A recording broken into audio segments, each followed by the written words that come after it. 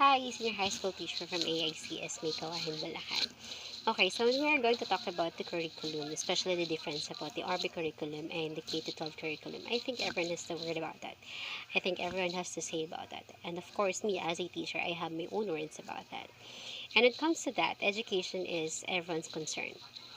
It has something to do with the teacher, with the students, especially with the parents as well. Okay, so education is everyone's concern, and K-12 is a new curriculum implemented by the Department of Education under the administration of our late President Aquino.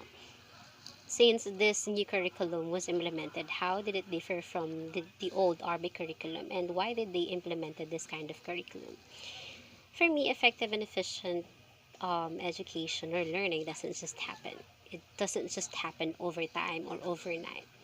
Curriculum must be organized so that it is appropriate and understandable to the side of us teachers and to the side of the students as well.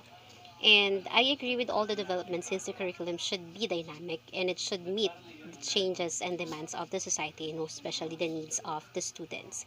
And K-12 is now implemented in all the public schools in the Philippines nationwide. And it promotes, I think, it promotes greater learning and opportunities and advantages to the teachers, us, because we have a lot of trainings, and to the side of the students because they get engaged and they get involved. They have this active involvement, and it provides necessary direction to develop the conceptual and procedural knowledge in our basic education. Now, when we are going to differentiate that, of course, there are a lot of differences. The transition from the RB curriculum is not that easy to the K-12 curriculum. In the old curriculum, preschool is an optional choice for the parents, and it is exclusive for the private schools. But children with the age of 6 to 7 year old must be enrolled in the first grade, but children with the age 8 year old and above can be enrolled in the grade level and they grade level they belong to. And but if a child cannot write or read in Filipino or English, he or she must enroll in grade 1 level regardless of his or her age. So that is from the old curriculum. Now, in the new curriculum, and that is the K-12, it shows the means for the kinder and 6 years in elementary. We have 4 years for junior high school and additional 2 years in senior high school.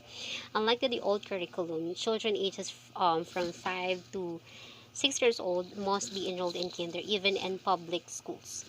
And students in high school or must enroll in additional 2 years in high school for the reason that they can find a job that they can take even they not going to take this tertiary education or the college level.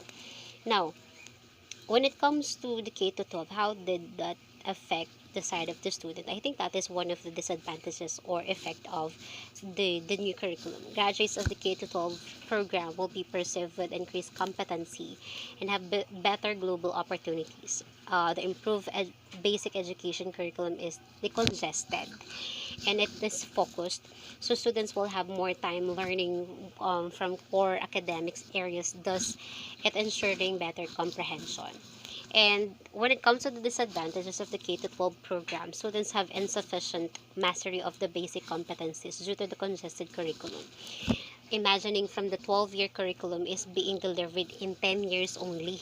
So it was being congested. So the inadequacy of the instructional time is reflected in 10 students insufficient mastery of the basic competencies. And of course, regardless of the disadvantages, I have found some of the advantages of the K to 12 program or curriculum that we've been using nowadays.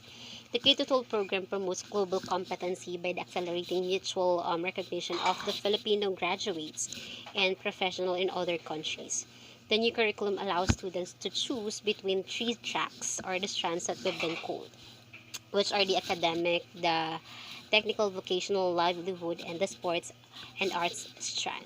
So I think that's one of the advantages of having the K to 12 program. So the students can also explore and enhance their learning capabilities and abilities that they have on their own. So that's all. Thank you for this interview. God bless.